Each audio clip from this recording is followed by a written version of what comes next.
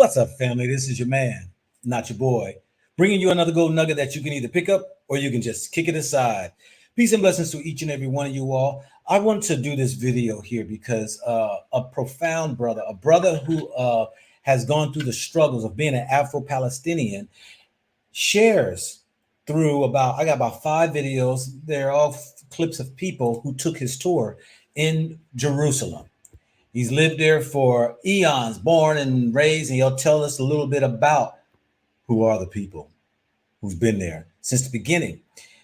He also is going to share about the color of the biblical people in the Bible to include Jesus. I tried to find this brother when I was in Jerusalem. I was there in Jerusalem 4 years ago, and probably 3 years ago. And I could not find his information. I had came across his videos probably 2 years prior to that. And when I was going, I tried to find out where I could find him. I could not find him. Well, anyway, there are people who since then who has done videos with him. I'm not sure if our brother is still with us here on earth because he would be right now about 84 going on 85. But I want to play some of these videos and I want to give credit to those people who actually interviewed him because the bits and pieces actually give us an insight on how Afro-Palestinians are treated by the Israelis, as well as the life there. But this is, he talks more on the Israeli treatment towards the Afro-Palestinians.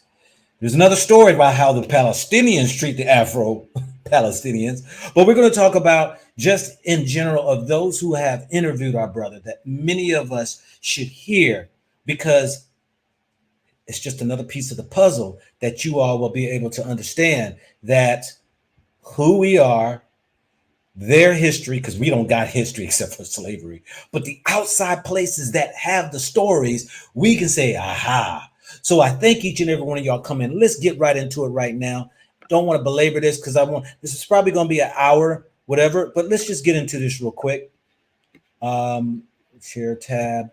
Let me start with number 9, Palestinian. Okay, not that one. Okay, let's start right there. There we go. Okay, share my screen.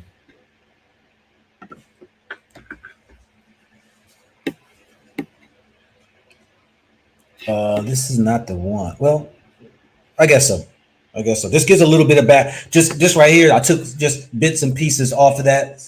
But this right here was by Black Elevation YouTube channel. Check out the channel.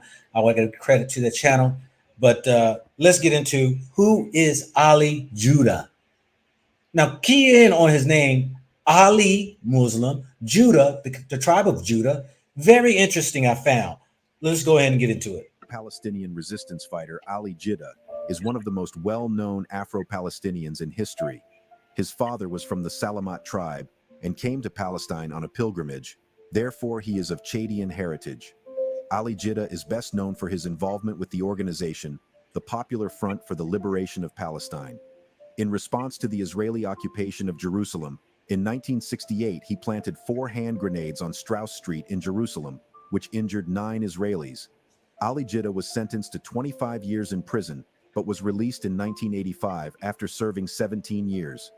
Following his release, Jida worked as a journalist before offering tours of the Old City in Jerusalem, teaching people about life in the area under Israeli occupation.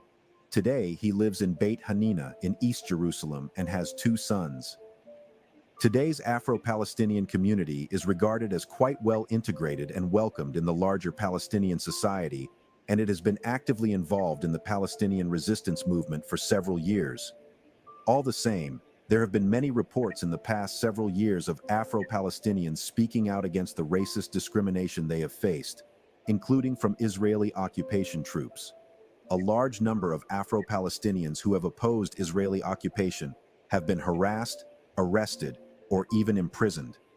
Local businesses in the community of East Jerusalem, which is tucked between 2 Israeli checkpoints, have suffered as a result of increased security and movement restrictions.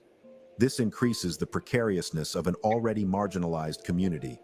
Even though many Afro-Palestinians have never traveled to the continent where their ancestors originated, the majority of them nevertheless feel proud of their African history.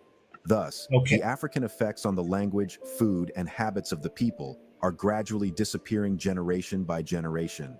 The African So let's community go ahead society then. is a Let's now go ahead and get into the next video. That's a little about him, a little bit about the Afro-Palestinian community, and let's just keep it moving.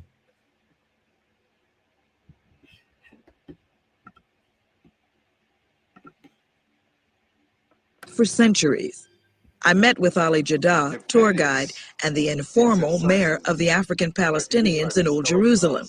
I asked him about his life and relations between the Afro-Arabs and the Jews. Well, life for him, I think it's the hell. I'm one of those people who had experienced that. To be Palestinian, that's a big problem. But to be a black Palestinian, I'm quite convinced it will be the hell, because as a black Palestinian, I am double oppressed by the Israelis. In what way? In what way? I will explain. First of all, they oppress me as a Palestinian, you see. Secondly, they oppress me because of my color. Whenever I go around in the Israeli side, they call me Kushi. Kushi means nigger. Kushi means nigger. So, in Israel, the land of God, people who are the brothers of the Arabs, two brothers, you are called nigger as I am called nigger in America? Let's say on the surface, this is what they say, that this is the land of God and we are cousins and there should be total equality.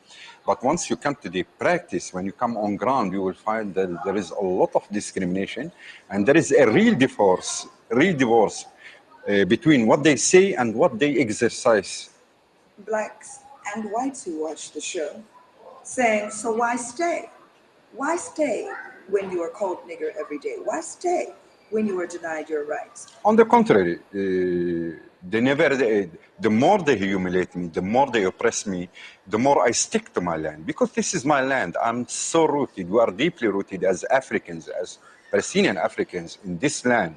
And we know pretty well that our ancestors, I'm talking about thousands and thousands of years, had been here in this country, but they were... Pause.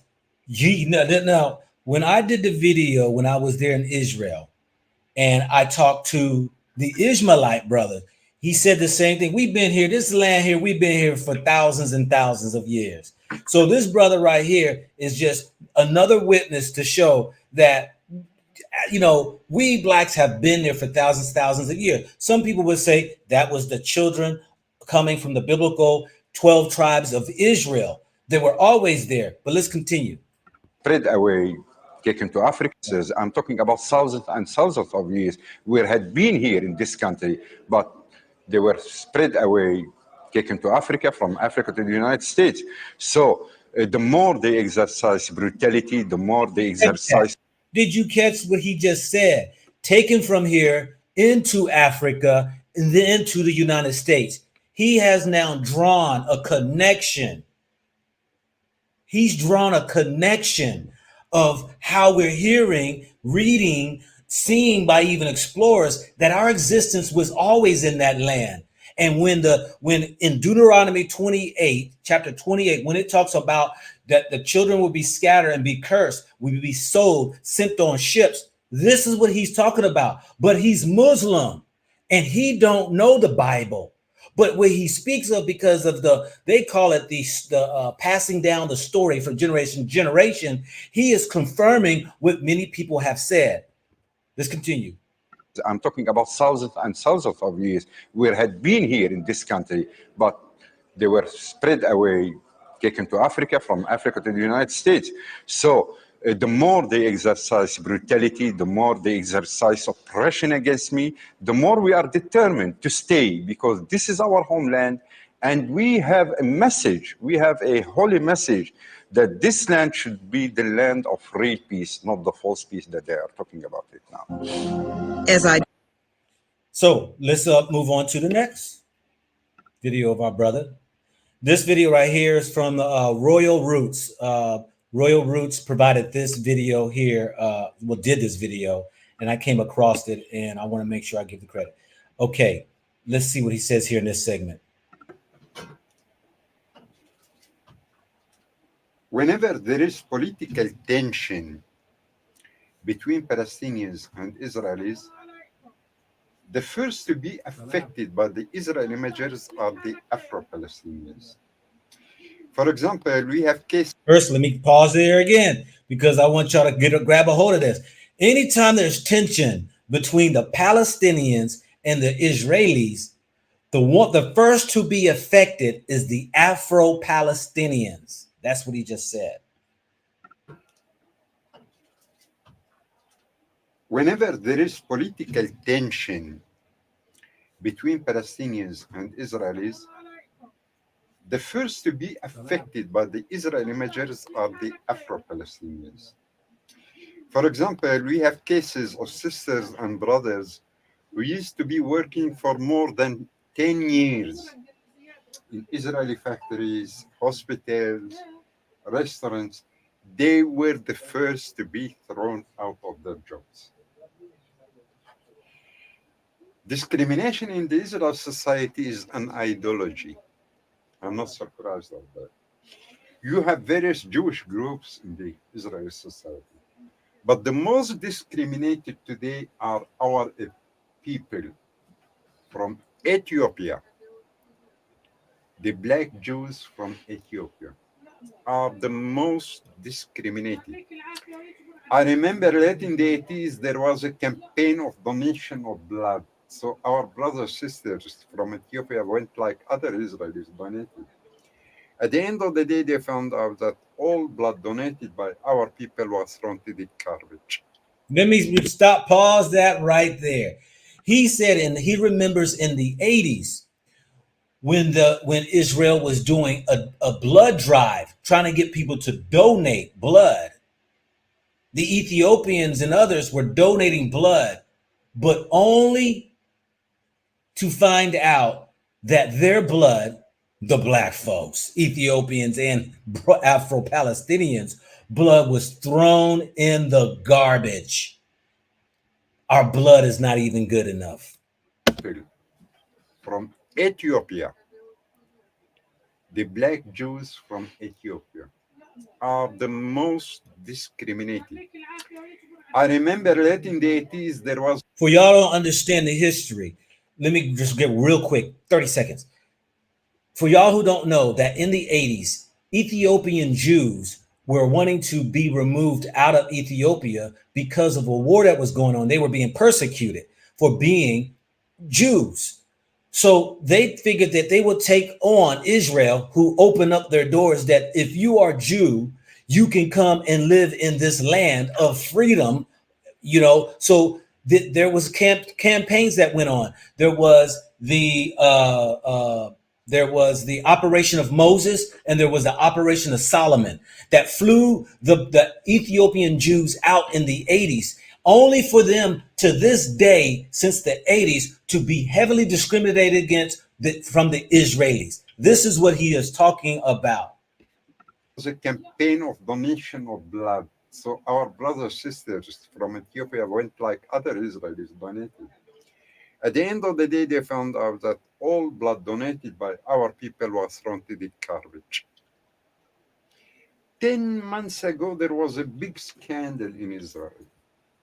A sister, a member of the parliament, black Jew, a sister, black Jew, went to the hospital to give blood. They refused to take their blood.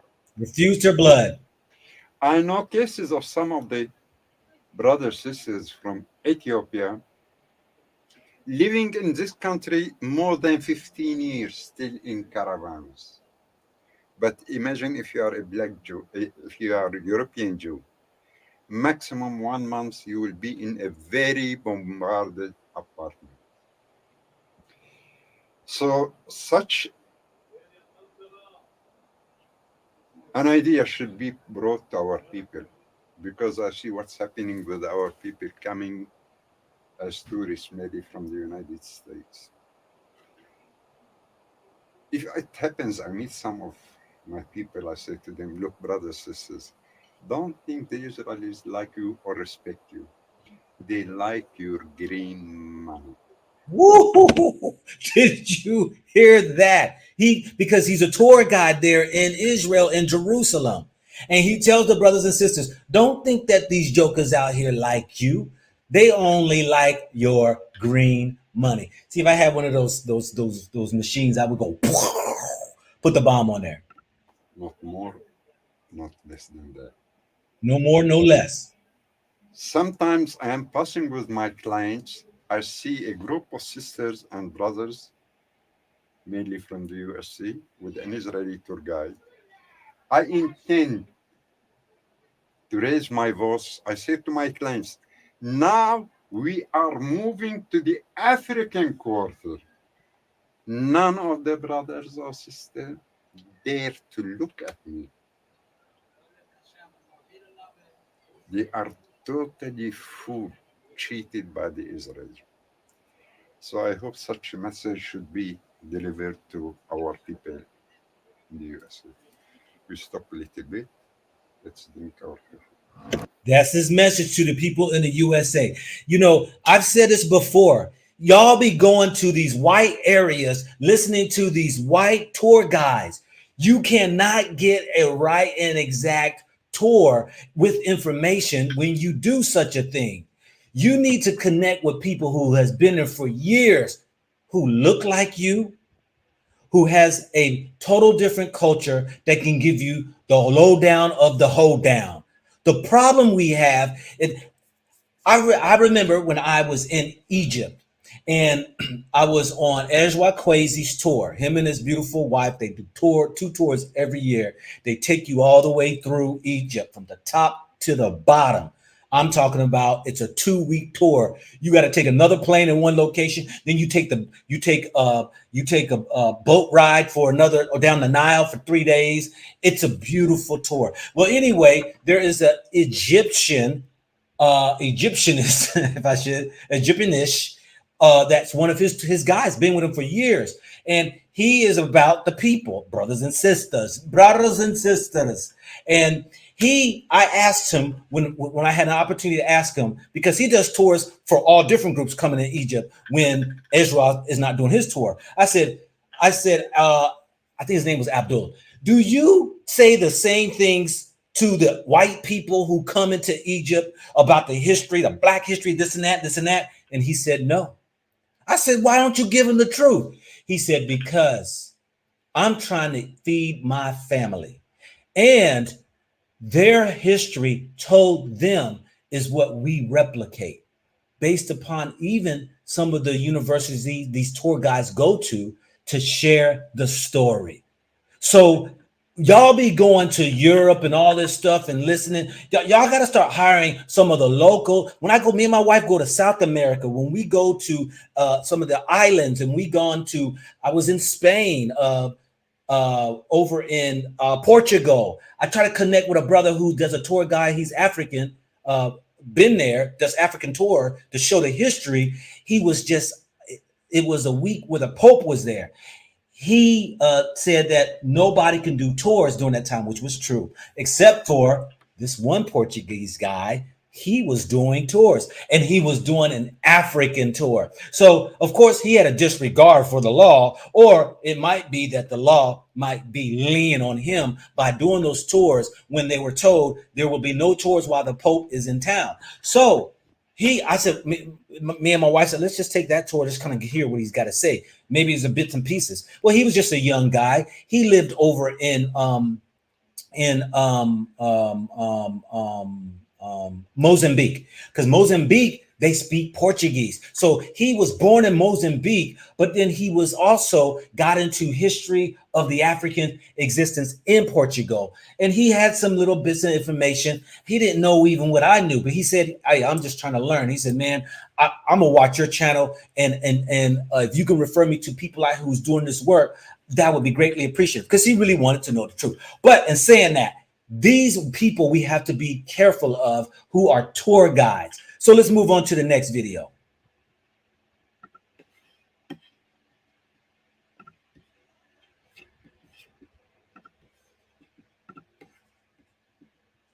If I come over there in the Cameroon. Okay. Oh, let me give the credit to this. This is from Stephen Graham Projects, Okay. who interviewed him. Ah, Yes. brother. Yeah. So I'm saying, so there's, okay, so I'm just trying to get the history of the black people in this land. That's really important. Yes, yes, yes. So I showed you this picture. I showed you this picture. I wanted to show you that we Afro-Palestinians, we are deeply rooted. But even before the Islam, we are here in this country. Pause. Before Islam came, we were here in this country. You see, you got to pick up on what these people say. Because when I was there and I talked to an Ishmaelite, he gave me a history.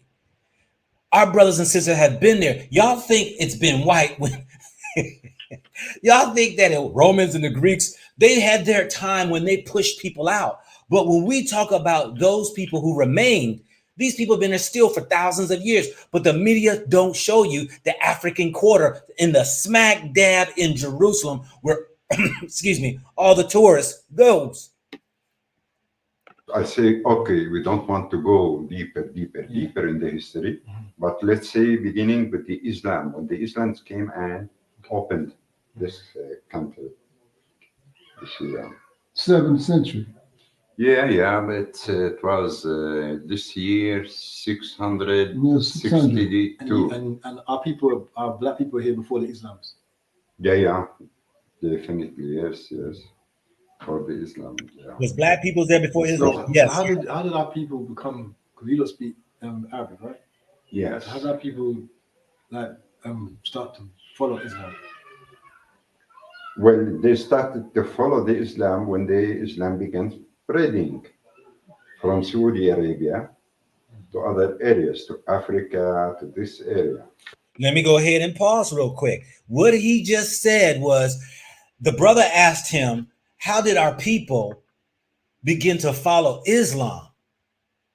And he said, well, when the Muslims started to spread, that's when the people in the region there of Israel, black folk, begin to take on Islam. Now, I've done a lot of research, talked to many of people.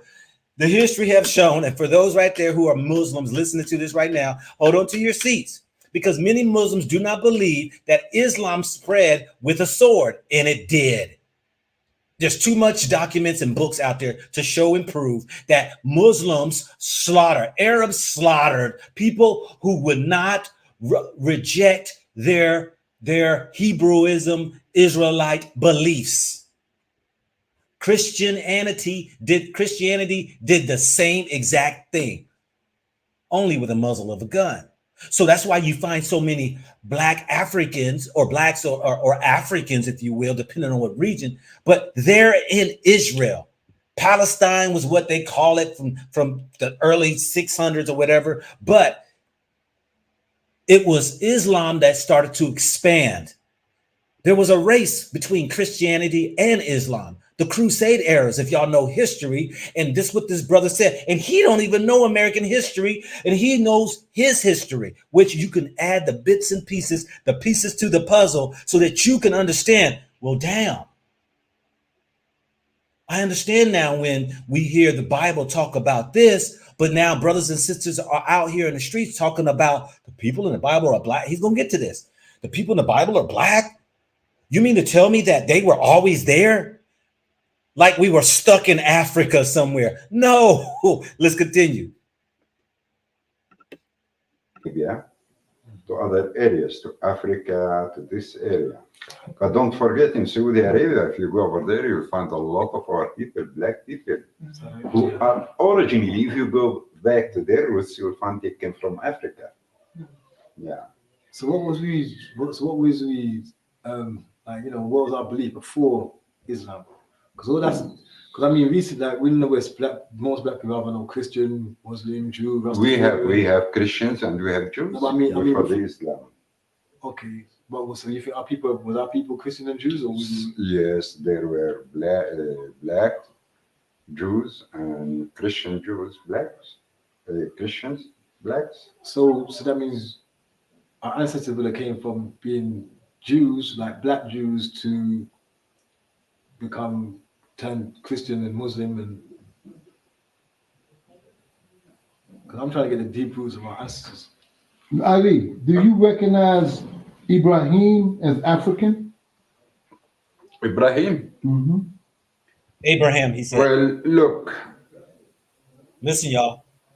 I don't want to be stick to the belief of my father or my uncles over here. Mm-hmm. My father and my uncles believe that all prophets were brothers, blacks. Yes. Mm. Your father's father. If you talk about Jesus, they would say he's black. He was black. Mm-hmm. Muhammad was black.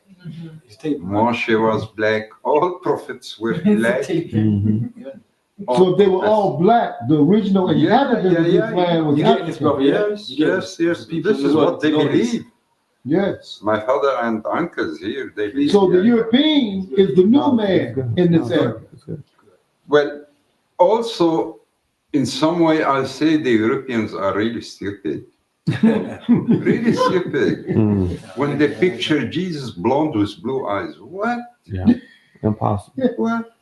He born here in Bethlehem. Y'all who just came in, let me just go ahead and just say this. My brother is Ali Jida. Okay, that's his name. He's Afro Palestinian, been there all his life. His family's been there in Jerusalem all their life. He knows his history. That's what he's talking about, knowing that his uncles and father and all them, they've always known the prophets to be black. They always known Jesus to be black. And now he's mentioned that the Europeans are basically stupid because of this whole concept of a white, blue-eyed, blonde-haired Jesus. Picture Jesus blonde with blue eyes. What? Yeah, impossible. What? He born here in Bethlehem. Right. He born in Bethlehem. Go to Bethlehem and see the people over there. Yeah. People are black in Bethlehem. You see, the brown one, we regard him to be blonde. We look at him as blonde. Did you just hear what he just said? He said, go to Bethlehem and see who lived there right now. It's black people. The blonde ones, the brown ones, the Arabs, he's saying is that we look at them as being those that be the white with the blonde hair. That's how they kind of perceive them to be. So how come the brown one, we regard him to be blonde? We look at him as blonde. So how comes Jesus blonde with blue eyes?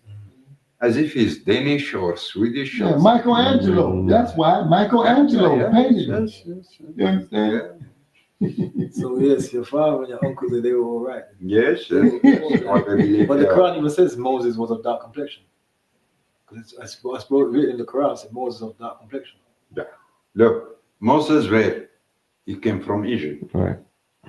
Go to Egypt. Unbelievable. Our people over there, unbelievable. Yeah. Yes, I'm saying the world healing from a real black Palestinian. That's what the world needs to know. That we have black people in Palestine. Because people don't really, a lot of people in England, when you tell them about Palestine and Israel, they're like, they ain't going that country, especially black youths. They think there's no black people over there. A lot of black people, when I was telling them I was coming over this week, they was like, why are you going there for? But see, meet my black people. They're like, for example, go to the south, very close to where our people are living. In the Second Shalom. Second Shalom. We're going to take it to Second Shalom. That's 30 minutes from Gemara. Arad, Beersheba. A lot of our people over there. See? Now, these are things the world needs to know, not just my people, but just people back in London and England. The world needs to know this. Yes. Reach out to our people. We need to reach out and help. It's a universal struggle. You see, the problem with our people abroad, for example, you from England, if you talk about this, but if somebody comes from Palestine and talk about it, the same with our people in the USA. Yeah. It's really very, very impressive to have someone from Palestine, for example, going over there and talking about the Afro Palestinians. Yep, let's move on to the next video right here. This is one of the last interviews that that I found of them doing with Ali Jida. Let's give credit right here to my brother, Visual Poet One. He did this interview with him. in Jerusalem. This is where Ali Jida is from. For those coming in, thank you very much. Let's just check this out. Oh, I thought y'all could see. My bad. It said say something. Let me. I forgot to push this tab. My bad, y'all. Could y'all hear what he was saying? Y'all couldn't hear because it was so much noise. But anyway, let me go ahead.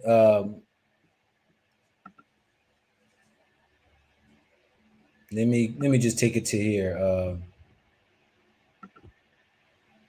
Let me just do it right here. Y'all gotta forgive me. Yeah, yeah. For example, if you take the first Palestinian female, yeah, to be put in Israeli jails in 1967, yeah. came from the African quarter. Oh, wow. I'm talking about Sister Fatima Barnawi. Oh, Sister Fatima Barnawi, okay. In 1967, she was sentenced 30 years, which she passed 11 years. Deported, she came back in 1994. You gotta read the words. Today she is the chief of the Palestinian police female. Oh, In the nice. Palestinian Authority. Now me, myself, together with my cousin, we were arrested in 1968, also for contribution in the national struggle. I was sentenced 20 years, of which I passed 17 years. Oh, wow. In 1968, I was released in 1985 Yeah. in a big exchange of prison. Now, our relation with the Israelis is totally different. Different, okay. Usually when I sit with Palestinians, I say to them, okay, brothers, you are oppressed, but we are more oppressed. Let me, I'm gonna focus the camera on you, because me, I'm not interested, so. Okay. But we as Afro Palestinians, we are double oppressed. First, as Palestinians, second, because of our color. They call us Kushi, niggers. Wow. Yeah. Well, I'm not surprised because discrimination and racism in the Israel society is an ideology. As you know, in the Israel society, you have two main groups. The Oriental one, Faradim, the European one, Ashkenazim. Yeah. A lot of hostility between both groups. But today, the most discriminated among those various groups are our people, the black Jews from Ethiopia. Oh, that's right. They're the most discriminated. Unbelievable the way they treat them. And I know cases of those people already 20 years in the country, still living in convoys, caravans. But if you are European Jew, blonde with blue eyes, maximum in 1 month you will be in a very bombarded apartment. Wow. Late in the 80s, there was a campaign of donation of blood. So our people from Ethiopia went like other Israelis, donated blood. At the end of the day, they found that all blood donated by them was thrown to the garbage. Whoa! 6 years ago, there was a big scandal in this country. A sister from Ethiopia, member of the parliament, went to the hospital to donate blood. They refused to take her blood. So I hope such a message will be delivered to our people in all over the world, because unfortunately our people are illusioned by the Israelis. Right now, I'm on my way to see Ali Jida. Thanks to all of those who did an interview with our brother Ali Jida. Let me come back to you all. That right there was something I wanted to share, because I try to reach out to that brother. I try to find information about him. I saw a couple of his videos several years back. And so when I was in Jerusalem 3 years, I couldn't remember his name, couldn't remember where he was located. But anyways, you got to hear from an Afro Palestinian, a brother who was actually rebelling against the Israelis back in 1968. He dropped bombs and injured 20 Israeli soldiers, and he was sentenced to 20 years in prison, did 17 years of those, got released, and now currently, hopefully he's still with us. I'm not sure, because I don't know if these was like a year or two. What was that last one? Let me see something. This was in 2019, was the latest video that I've seen that people were interviewing him. Let's see, this one was 6 years ago. Sometimes people copy him too, so it's hard to tell. But he does tours there in Jerusalem. So I'm saying to each and every one of you all, add the pieces of the puzzle to the pie. We got many brothers and sisters here in the motherland. That's right. Israel is Northeast Africa, who have this history and the stories to show and prove. We've been there since the beginning. That's what he said. Been there since the beginning, for thousands and thousands of years. So rewind the video. Please share the video. If y'all can just please educate our youth. This is what he said. He said he tries to educate the Americans who come there because we love going to European places. So he said that he does tours and he educates the brothers and sisters coming from Europe, coming from America, wherever, so that they know the truth of the matter, because they have the African quarter right there in the middle of Jerusalem. I was there, and you see the black people who've been there for, their family's been there for generations after generations after generations, and they have community there. So anyway, family, thank you for watching. This is your man, not your boy. Go Black to Africa, and bring you another gold nugget that you might want to pick up, but if not, just kick it aside. I'm out, y'all. Peace and blessings to each and every one of you all, and may your day be as prosperous as mine is. Keep your eyes high to the sky, to the Most High, but keep it also more inwardly, closest to the Most High's heart, the spirit that was given us, so that you can have that prosperity. I'm out.